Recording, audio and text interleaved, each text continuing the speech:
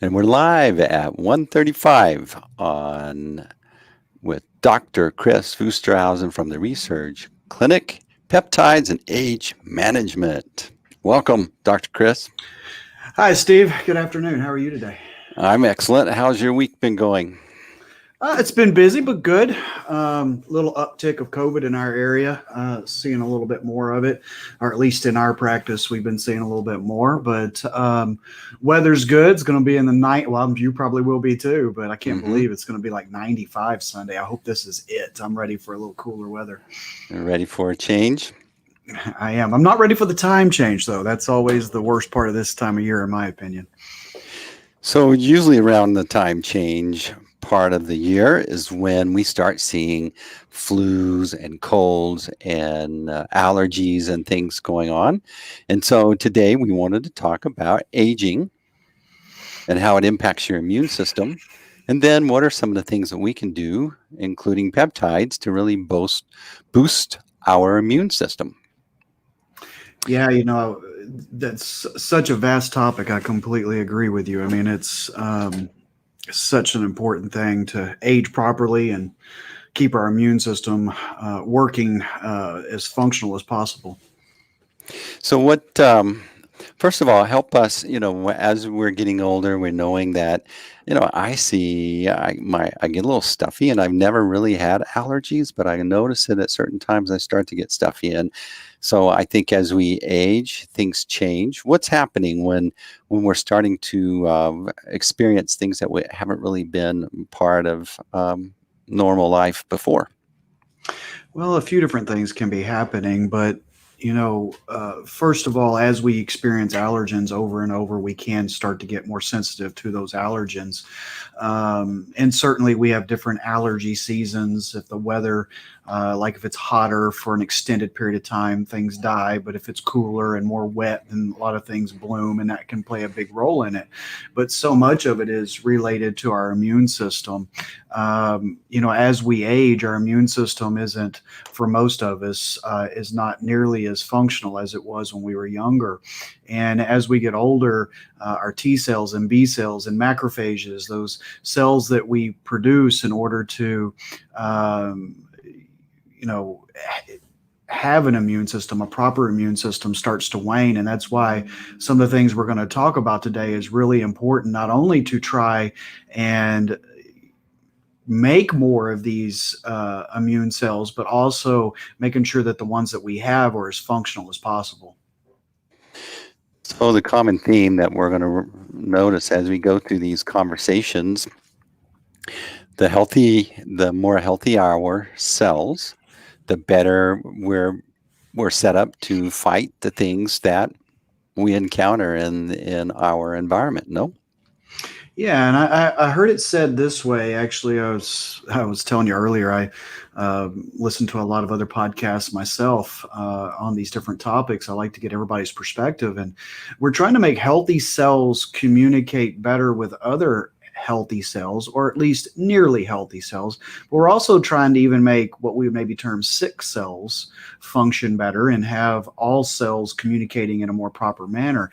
And the better that a cell communicates with another cell, it's a very simplistic thought, but I think it's very accurate. The better our cells are able to communicate and communicate properly, then the overall better the body does, including the immune system, which is so important for us.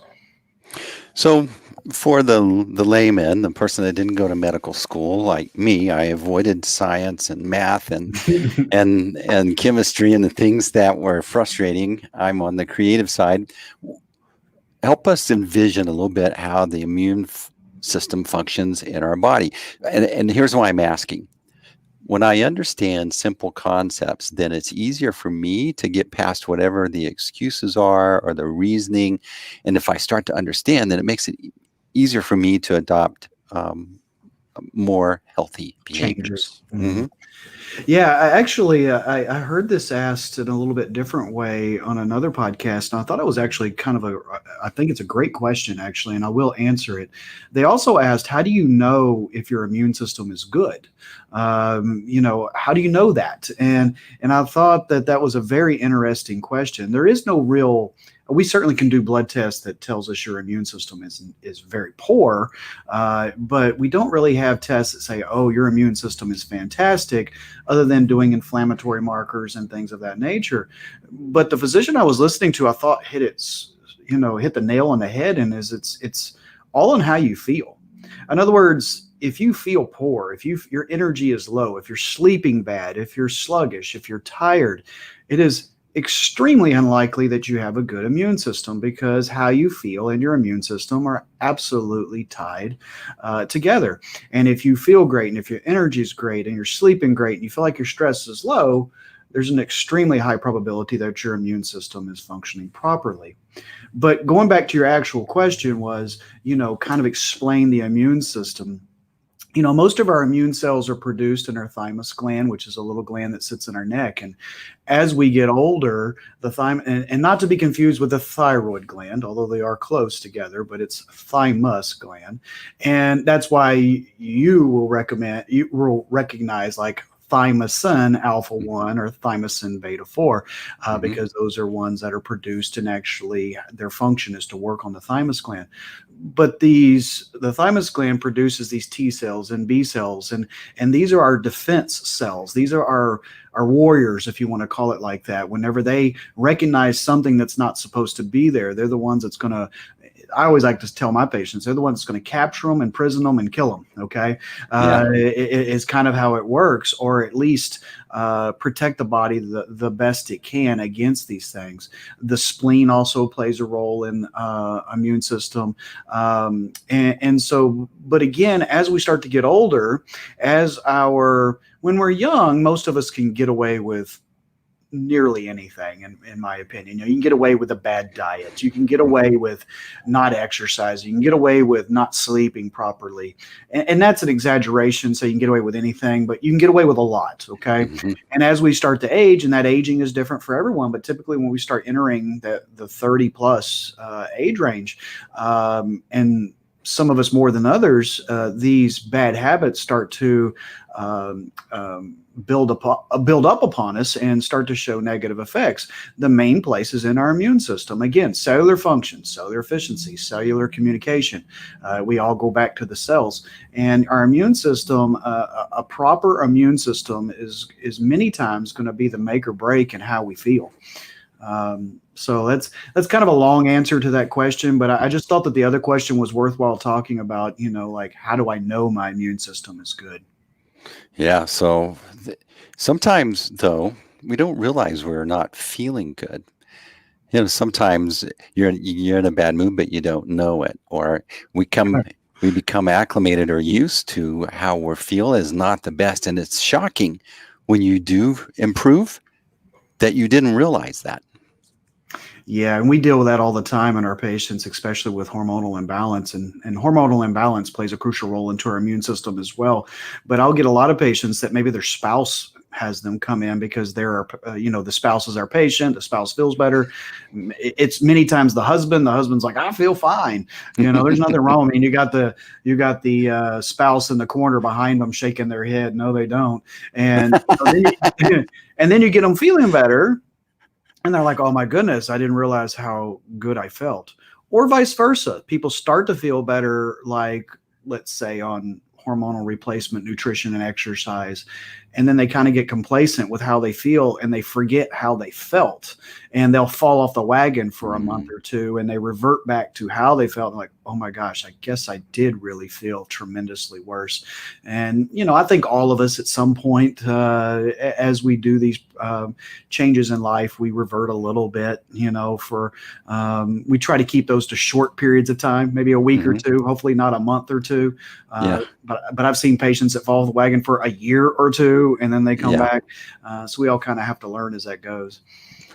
Well, it's frustrating when you start to work on maybe losing some weight or something, but it's not immediate, and you get a little discouraged. But if you really stopped and thought about it, you didn't gain all that weight in just a week or two. You gained that weight, and your condition deteriorated over a long period of time. So it makes sense that it's going to take a long period of time to regain or get back to where you were. No?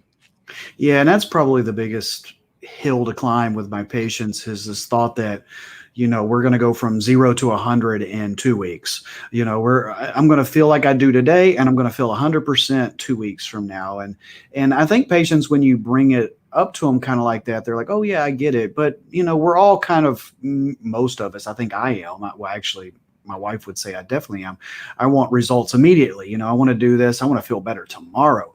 And like weight gain is probably one of the more common discussions that I have with my patients. And I always tell them, you didn't gain it overnight. You're not losing it overnight.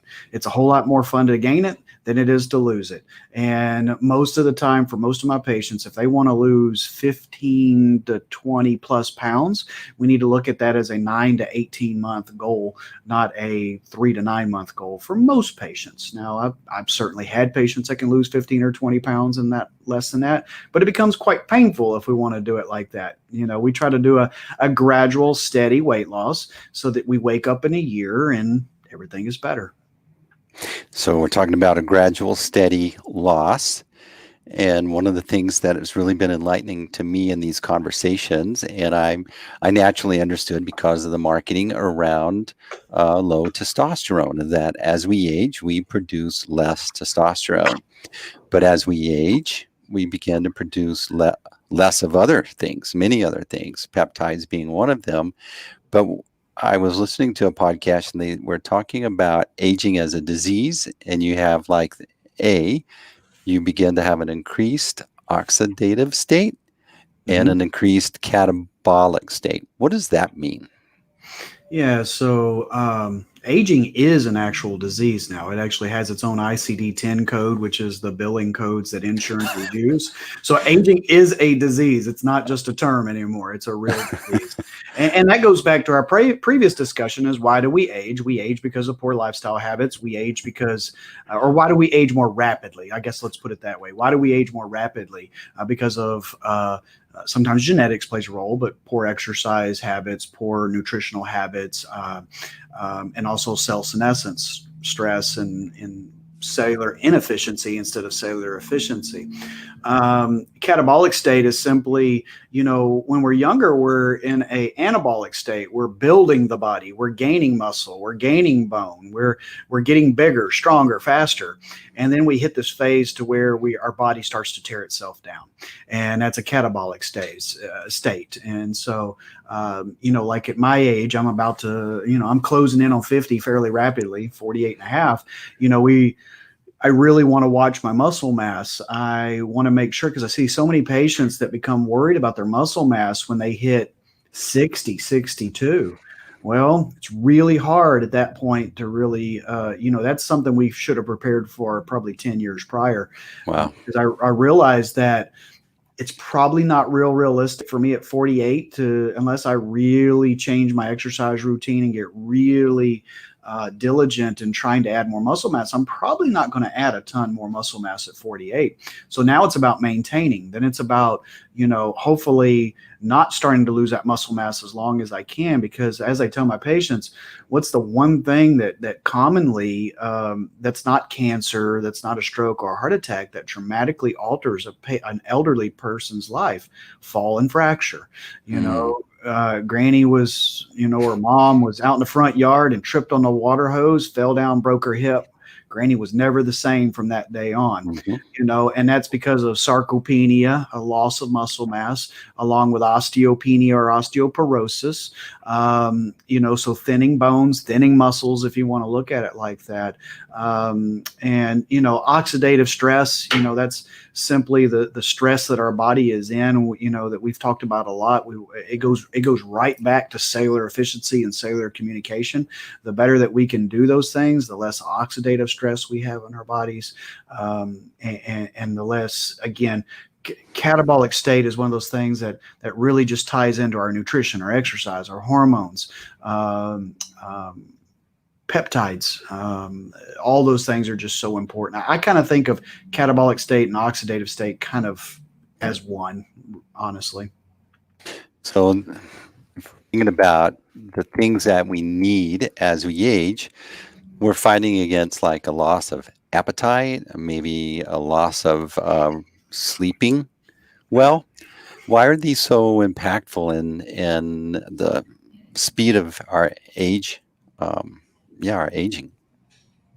Yeah, well, those type of stresses, again, it kind of goes back to when we're younger, we can handle these stresses better, and as we get older, we don't handle them as well, and we're just not functioning as well, which causes dysfunction in other parts of the body, like people who say, and I struggle with sleep personally. It's one of those things that, despite everything, it's gotten better, but my sleep is nowhere like it was 8 to 10 years ago, and it's not, and the one thing I talk about with my patients who are in my age range and above that all seem to struggle with is sleep. I mean, it's one of those things that, getting good sleep. And I think it's really important for our patients to monitor their sleep. There's so many great what technology ways now to monitor your sleep, because so many people just say, well, I don't sleep good. Well, okay. How do you know that?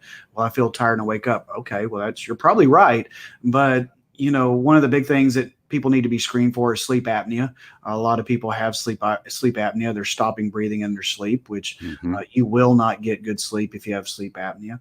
But I wear the Aura ring. The NBA bubble. Everyone in the NBA bubble wears one of these, and it monitors your temperature, your heart rate, your breathing patterns, your sleep cycles, and it's really informative for me to monitor my sleep and see how it's changing and try to relate that back to things. Oh yeah, I did have a big meal right before I tried to go to bed, or you know what, I did have 3 or 4 beers last night an hour before I went to bed. Another big thing is getting some sunlight, getting outside every day if we can, and spending 30 minutes to an hour with some good sunlight. That helps sleep so much. Ketone esters before bed, as we've talked about before, helps sleep. Loss of appetite, that's, I haven't had that one. I feel like my appetite goes up, not down, but a lot of people do it, especially our senior patients. They do struggle with, I think 2 things kind of happens there is their appetite starts to go down. And as it starts to go down, they start snacking a lot and they start gravitating to worse foods, things that they can grab and open and eat. I always say, try not to eat out of a bag or a box if you can help it. But as we get older, especially if it's just you and your spouse and you're both the same age, or maybe you're by yourself, you start to grab those things that people just grab off the shelves. Cooking a full meal is for 1 or 2 people who are going to eat 8 bites doesn't seem worth it anymore. But I think that all goes back to simply keeping your health up. As that catabolic state starts to kick in and get worse, I think that's when that appetite starts to really drop. Because, as you probably know, I've also dealt a lot with geriatrics, and it's the common battle we have with the geriatrics is just getting them to eat. I mean, because when you truly quit eating like you're supposed to, life is over. It's just how long is it going to last? Because your body has to have proper nutrition. I always tell my patients, we're kind of like cars, but we're not. Like, we can only live so long without nutrition, but we don't have the option of just running out of gas. So our body will do lots of things to try to slow it down, try to prevent it, but the outcome will be the same. If you throw me on a desert island and I don't eat forever, I will eventually die from, malnutrition. And that's so much of what our elderly do. And as they're not eating properly, they're losing more bone, they're losing more muscle. It's just speeding that catabolic phase up. So I just think in our age range and younger is when to fix this problem to hopefully avoid it as we get older. So, what are some of the things that we can do to keep our health up and also complement or support our immune system as we get into this time when we're going to see a lot of people fighting colds, feeling crampy? Yeah. Mm-hmm.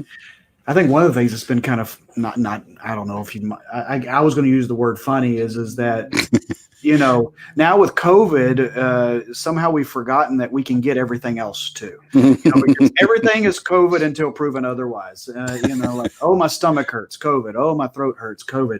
And it's just crazy now how everything is COVID until proven otherwise.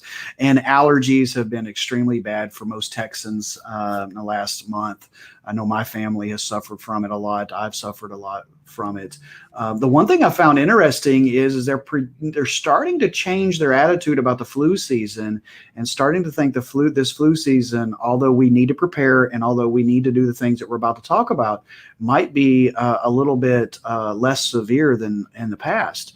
And that's because we're all of us, a lot of us, if you're following the rules, you're lowering your chance of getting the flu because we're social distancing, we're wearing masks, we're, if we don't feel good, we're staying home. So you're less likely to give it to your whole office building full of people. And so I've heard a lot of the infectious disease specialists now really predicting they're feeling like, hopefully that this is going to be a little bit easier flu season.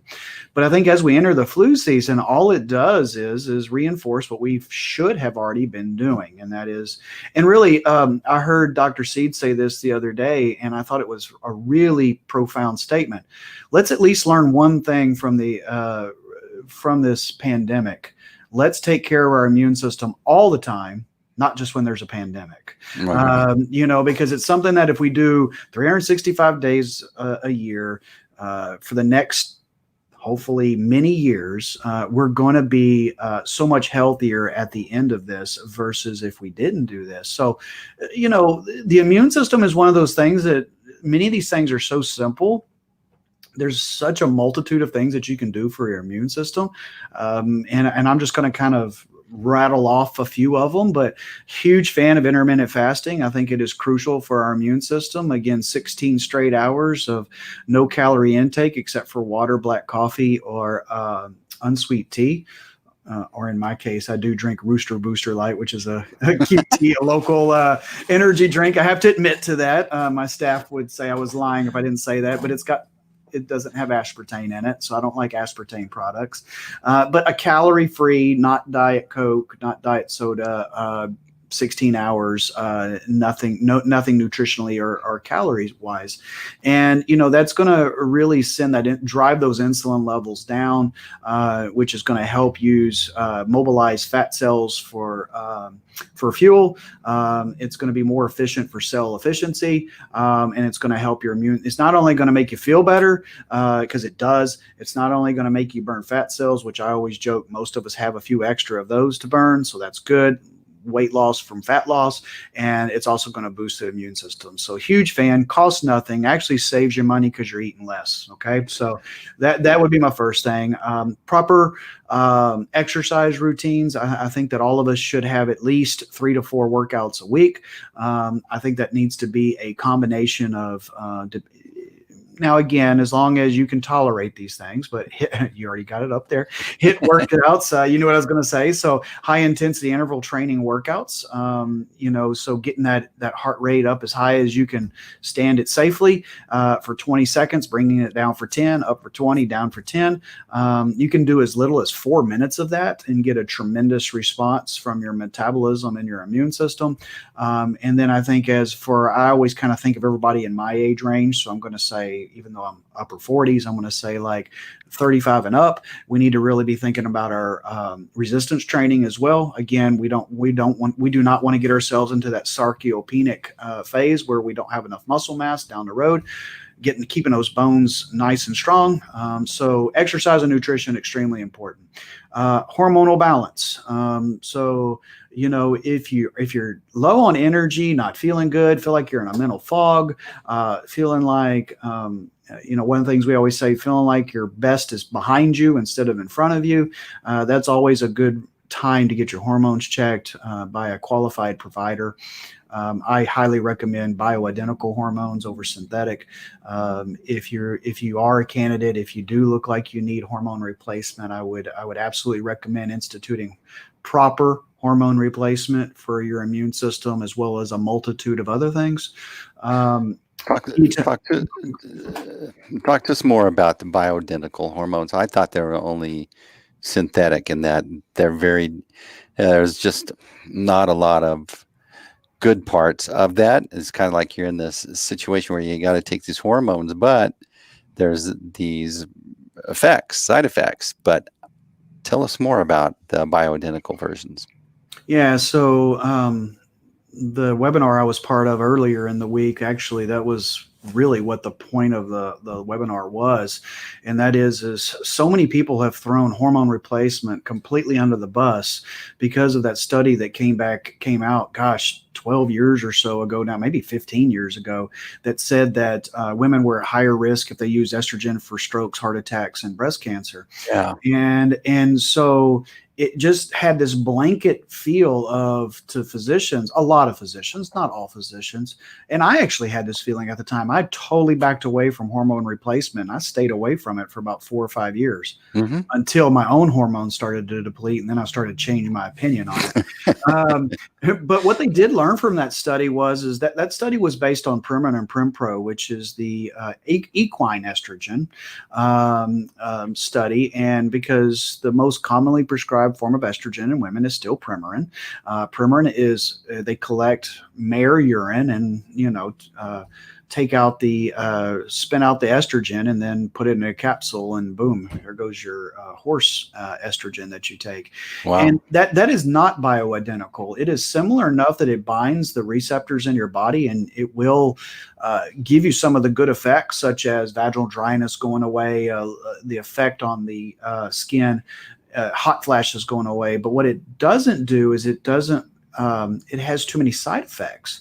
So when you're using bioidentical hormones, bioidentical simply means biologic. It's plant-based, and it's 100% identical to what is in your body already, or at least should be in your body already. And so as I tell my ladies when I talk to them about this, I go, and studies have proven this. Okay, so you had estrogen in your body for 48 to 52 years. That's the average age of menopause. Okay. So let's just say 50. You had estrogen in your body for 50 years. At 50 years old, you quit making it, and I gave it back to you exactly like what you had in your body. But now I'm going to cause cancer. How can your body tell if it's 100% bioidentical? And the truth is it doesn't. Actually, we believe it lowers your chance of cancer. Wow. And so, and the same way with testosterone, I just feel like, and I've personally been on synthetic testosterone for many years. I will tell you, I feel so much better with bioidentical testosterone than I do with synthetic testosterone. And we could debate that for hours. Hormonal pellets is bioidentical testosterone versus synthetic injectable. All injectable testosterone is synthetic. And so, I see higher incidences of side effect with injectable testosterone. I do prescribe it. I'm not going to claim I don't, because I have patients that come in and are like, I'm only going to do a shot. I will not prescribe those synthetic estrogen. I feel like with synthetic testosterone, I might be causing some side effects, but we can manage it. With synthetic estrogen, I feel like I might be truly harming my patient, and I simply won't do that. Okay, so we talked about the hormones, the intermittent fasting, some exercising. These are all things to help our cells communicate better and have energy. So now, what are some of the other things that we might want to consider that we weren't aware of? So ketone esters, as we've talked about before, I'm a huge fan of ketone esters.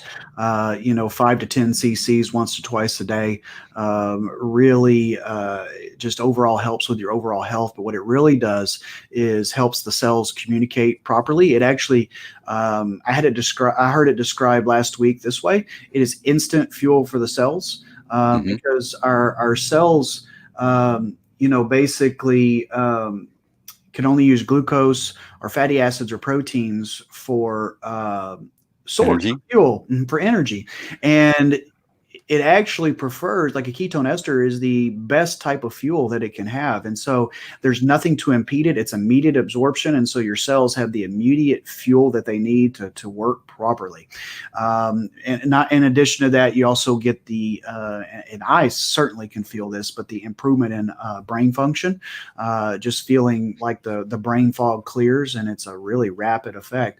And then, that's not even going into the ketogenic state that we're going into for just a few hours to burn more fat cells to increase our overall athletic performance. So I struggle to describe to someone as a layman what ketone esters are and how you take them. Can you help me out? Give me some good words. Yeah, so I've kind of struggled with that as well. And, it's kind of funny you say that. And so that's why I've been watching more and more, because it's one of those things like I know it works and I feel it, but how do I describe it to patients? And actually I heard somebody say this, maybe it was off the Ketone Aid website, but it's actually a food. You need to think of it as a food for your body. Don't really think of it as it's certainly not a medicine. I don't even know if I think of it as a supplement. I would think of it as a food product, although it doesn't break your fast. So that's the good news there. Okay. And just think of it as a food product that because most people these days, when you talk about ketogenesis, they at least have an idea of what you're talking about with ketones within the body. And I think I had it written down. I was making notes. 10 cc's equals 1 millimole of ketones in the body. What's a millimole? It's a very small amount, but it's just enough. It's just enough to create that ketogenic state that we're looking for. And so we're not putting ourselves into a nutritional ketogenic state, which is where we deprive the body of carbohydrates to the point that our body starts making ketones. Because as we talked about before, there can be some real negatives, in my opinion, with that. Gallstones, kidney stones go up dramatically with ketogenic state, extended ketogenic states, not for a day or two, but for weeks on end. And I've just had too many patients. The constipation can be quite severe with it, and which also equals your gut health, which your gut health is your immune system again. And so we get the circular pattern. But when we use it, it's like you and I always talk about it. A lot of things are great in small bursts, but if we overdo it, then we're not going to get the effects we're going to want, and we're going to start to get more side effects. Heck, it's like testosterone. I tell my guys, the right amount of testosterone is great, but there is a level that is enough, and then you go above it, and that's when you start to cause problems. It's kind of like that everywhere in life. Everything in moderation is what's best for the most part. Even exercise. You can exercise too much. And we've talked about that. Many of the common problems you see in high-end athletes is over-exercising. And it's really hard to tell an athlete, you need to take a day off. Maybe every fourth day, take it off. Don't exercise at all. I'm like, what? I mean, I see that all the time with people my age, and they're trying to get in shape, and they're exercising 7 days a week. 2 hours a clip. And I'm like, you can't do that. I mean, you just can't. You're breaking your body down, causing more problems than good. So that's kind of how I explain the ketone esters to my patients. And then the other thing I would say is and I'm a huge fan of this. It's very, very cheap. Baking soda, sodium bicarb. So I'd like to kind of expound upon a little bit on sodium bicarb, Alka-Seltzer Gold. There you go. So Alka-Seltzer Gold is nothing more than baking soda, not Alka-Seltzer. Make sure we're clear. Alka-Seltzer Gold, only can get it on Amazon as far as I know. It's just simply a clean way of getting your sodium bicarb. Otherwise you got the baking soda box, you got a teaspoon, you're trying to put the teaspoon of water, trying to get it to dissolve. It goes everywhere. I just think Alka-Seltzer Gold is so easy to do. Open up the package, throw a couple in bottled water, drink it down. You can do that once or twice a day, and you'll get an amazing effect from that. But some of the things that it does is, so like the SARS-CoV-2 virus, the COVID-19 virus, how it basically works is it has a spike protein that attaches to the ACE2 receptor on our cells. And then basically our body will bring that virus in and try to encapsulate it and try to get rid of it, basically. And the COVID virus, like all viruses, prefers an acidic environment within the cell. And so the more acidic it is, the more that is the breeding grounds for what that virus wants. And so sodium bicarb is a simple way to try to make that cellular material a little bit more basic, so that it's not as fruitful of a breeding ground for the virus as it would be otherwise. That's one of the simple things that you can kind of, look at with sodium bicarb. And then the other thing I was reading about, or maybe I heard it from Dr. Seeds, one of his lectures, is that just simple vitamin D absorption is dramatically improved with sodium bicarb. Most people think they just take vitamin D and everything's great. And for a lot of us, that is the case. But glutathione is kind of the driving force of vitamin D absorption. And sodium bicarb helps that process move along down the pathway. And so sodium bicarb is really good for that. But, sodium bicarb is just overall a really good product for homeostasis of the cells. So again, that proper communication and efficiency. And as I was doing our research, the Spanish flu back around the turn of the 1918. Sodium bicarb was one of their major treatments for the Spanish flu. So this is something that's been around a really long time. I know that I hear a lot of providers out there saying, oh, it's an old wives' tale. It's really not. It can be a very potent product to use for boosting your immune system and protecting yourself against viral and bacterial and fungal infections. I'm certainly not saying, treat COVID with nothing but sodium bicarb, but it's a very helpful addition that everybody practically has at their house, somewhere, some baking soda. If you don't want to buy Alka-Seltzer Gold, it costs a few cents. And, you can actually use it if you do have an acute infection. You can use it every 2 to 4 hours, half a teaspoon every 2 to 4 hours while awake. So I just think it's a really important addition to add to your regimen if you can. Yeah, I was about to say the 1918 thing, but they use that for flus. They use it for colds, infections, not just So allergies. Allergies, yeah. Yeah, amazing. I think you still should be actually. Still use our antihistamines and our steroid nasal sprays, but it's just because I think one of the important things to think about is there's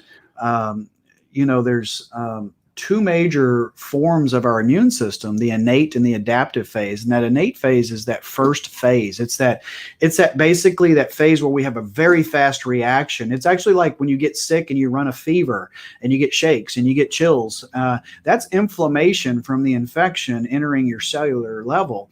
And that's the innate immune system. And believe it or not, that's kind of why they talk about a little bit about like early on about why not to take Motrin and any of the NSAIDs. If you remember, that was a big deal originally with COVID, and they've kind of backed off that a bit. But if you really think about it, if you really, really kind of think through that, why is that important? Why would I not want to do that? Because you're really not wanting to blunt the innate immune system. The innate immune system, there's a reason why the temperature is going up. There's a reason why you're feeling achy and chills and things of that nature. And it's not that you can't take low doses of those things to kind of just help you get through the symptoms, but that's your body fighting. That is part of the process, and that's where that cellular efficiency gets so important, and that's where the sodium bicarb really comes into play. And so I just think it's, I'm always trying to tie it back into, cellular efficiency, because that's what I truly believe in. And then the adaptive phase? Yeah, so the adaptive phase is the more long-term phase, I guess you will say. And so that comes later. And it's extremely important too. It's where your antibodies are produced and you get more of that long-term immunity to things. And so just as important as the innate, but the innate is what we feel. It's what when we know we're sick.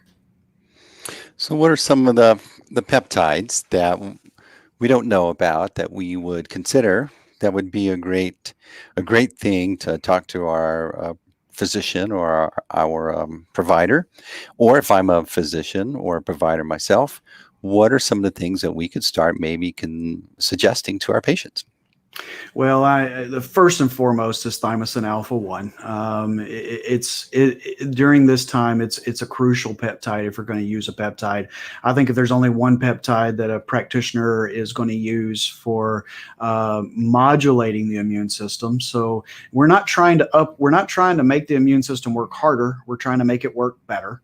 We're trying to get the thymus gland to produce more of these T cells that we need to fight infections, and we're trying to get the current T cells to function better. We don't want to overstress our immune system. That's one of those things. If we kind of like a car, if we run it at 9,000 RPM, for the next 2 hours, we're probably going to have a bad outcome. And so we just want to have that immune system functioning properly. Thymus and Alpha-1 is produced in the thymus gland, and that's exactly what it does. It causes us to make more T cells. It causes us to have a better function of those T cells and B cells, and just overall immune function. Has been used extensively for many years. They actually studied it in 2002 in China. They had the first SARS outbreak, SARS-CoV-1, and that's actually a lot of the data that's coming out now with SARS-CoV-2, COVID-19, is actually based on those studies that they did in 2002. The good thing about the 2002 stuff is that SARS virus was not nearly as infectious as this SARS virus was, but they were similar in their effects on the body. They actually had about a 10% death rate with SARS-CoV-1, but it just only infected, I think, 80,000 or so people. But one of the major peptides that they studied in China was Thymus and Alpha-1, and they saw significant improvements. And they've actually now had studies out of Italy and China in Thymus and Alpha-1 with SARS-CoV-2, our current coronavirus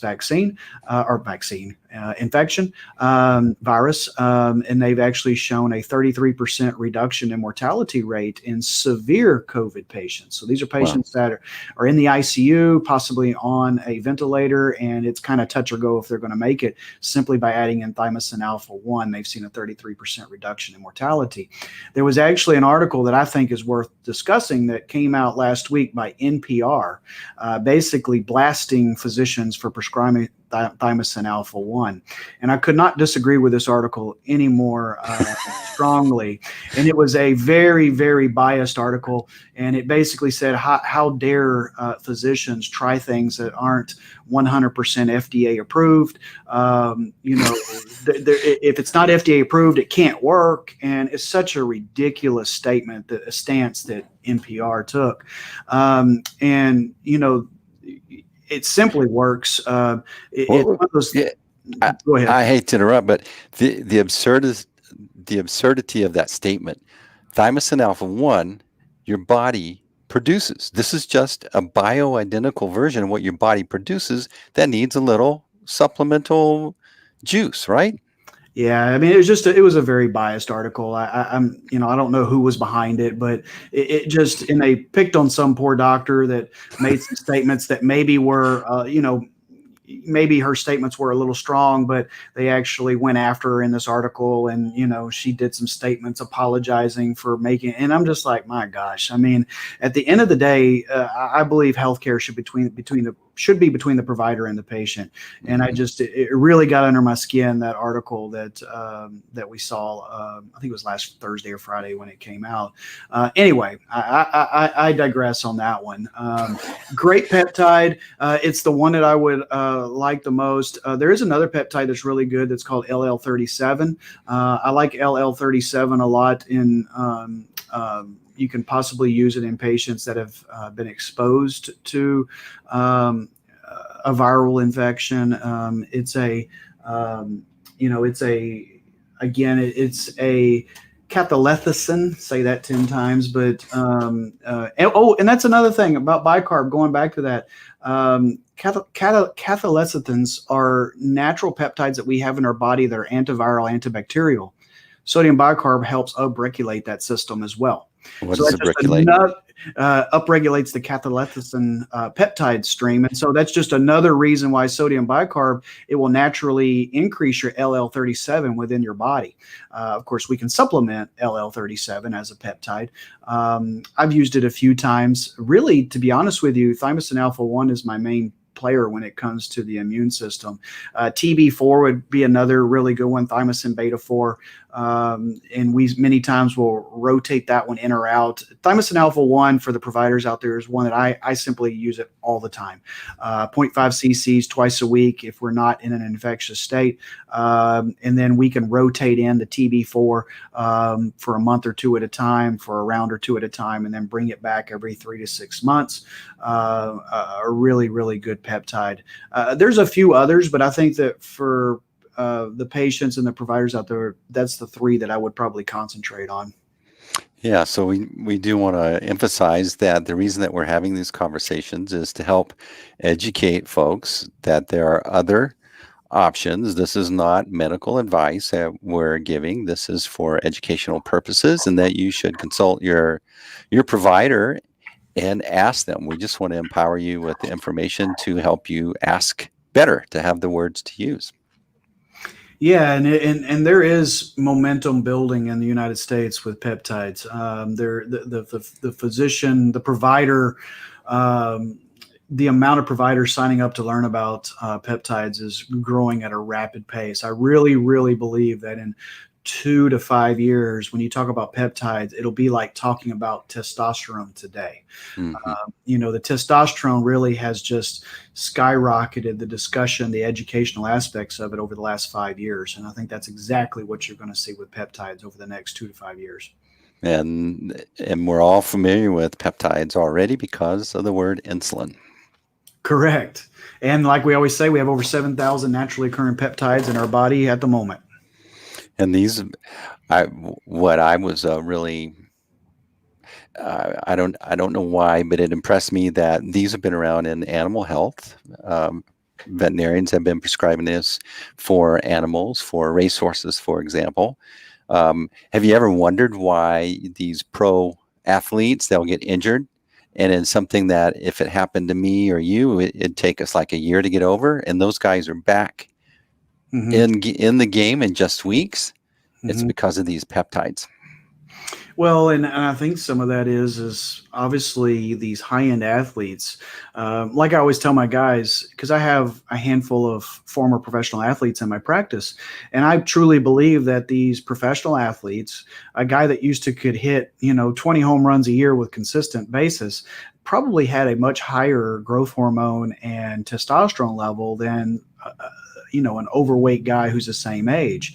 And then as they age, those things start to fall. But as you have those higher growth hormone levels and testosterone levels, naturally, you're going to heal faster and better. And then, of course, there's a lot of guys that will turn to some of these sports enhancing products that are out there, whether they are supposed to or not. We've heard lots of stories about that, but there is a big movement. Like Mark Cuban is one of the big proponents of growth hormone in athletes, because from listening to him, he's seen the positive effects that it has. And, I'm not necessarily a growth hormone I'm not necessarily 100% in favor of growth hormone, but why shouldn't an athlete be able to use maybe a little bit of CJ, morellin, if they have a true injury, that this is going to help them heal faster and better? I think as peptides again become more norm, you're going to start to see a lot of these different organizations starting to actually truly allow some of these different products for certain conditions like healing and things of that nature. So would BPC 157 be something that you could have an expectation that it's helping your immune system? It certainly is. It's helping through cell senescence. It is BPC is that all around peptide that is just fantastic. And a lot of times my patients are like, hey, I just want to, I'm already doing hormone replacement. I'm exercising. I'm eating pretty well. I really don't want to have a complicated regimen. What's something that's really simple that's going to kind of give me the most bang for the buck? TA1, 0.5 cc's twice a week subcutaneously, and BPC oral 2 capsules a day, excuse me. And now that we've talked about how the BPC is over the counter, it's a really easy, not horrifically regimen that really works well overall for the immune system, cellular efficiency, cell senescence, and all those good things we like to talk about. All right. So how can we improve our immune system? Well, here's this one: intermittent fasting, doing some exercise, improve your diet a little bit, check on your hormones. Let's get some sleep. Let's maybe some De-stress a little bit. Yep. Let's get some Alka-Seltzer Gold going. Maybe some ketone esters. It's just a little food for your cells. And then if your provider's open to it, then maybe you can consider Thymus and Alpha1 and the TB4, the LL37. And one thing, just real quick, on the diet, I really should have probably hammered it home a little harder. Is keeping your sugar content down. These hyperglycemic diets that so many Americans live by, high carb, high glycemic diets, are really counterproductive for overall health, your immune system, and just generally how you feel. And so, certainly not everyone should eat the same diet. I recognize that, but most of my patients, if they would simply limit 5 foods in their diet, they'll do extremely better, besides the common sense stuff of don't eat cake pies and drink Cokes, okay? And that is bread, rice, pasta, corn, and potatoes. If you can limit those 5 white foods in your diet, you will feel so much better. And I never tell my patients to take them completely out of their diet. I just say limit them in your diet. Dip from that group 2 to 4 times a week, not 2 to 3 times a day. A day, yeah. So if you're getting a lot from these episodes or these weekly conversations, please give us a like. Be sure to subscribe, and you can reach out to Dr. Kris here at the Resurge Clinic, www.theresurgeclinic.com. And if you've got a physician that you think ought to talk to Dr. Kris, let's do it. These peptides are a good thing for most people in a lot of situations. Dr. Kris, is there anything you want to wrap up with? No, I think we covered a lot of ground today. I appreciate your time. Yeah, it's really good. So next week, we're taking a hiatus. Dr. Kris is going to go and get some more education on peptides and come back and share it with us the following week. And if I can get my act together, might run a rerun next week at this time. So let's cross our fingers. All right. Thanks, Dr. Kris. Thanks, Steve. Have a great day. Yeah, all right.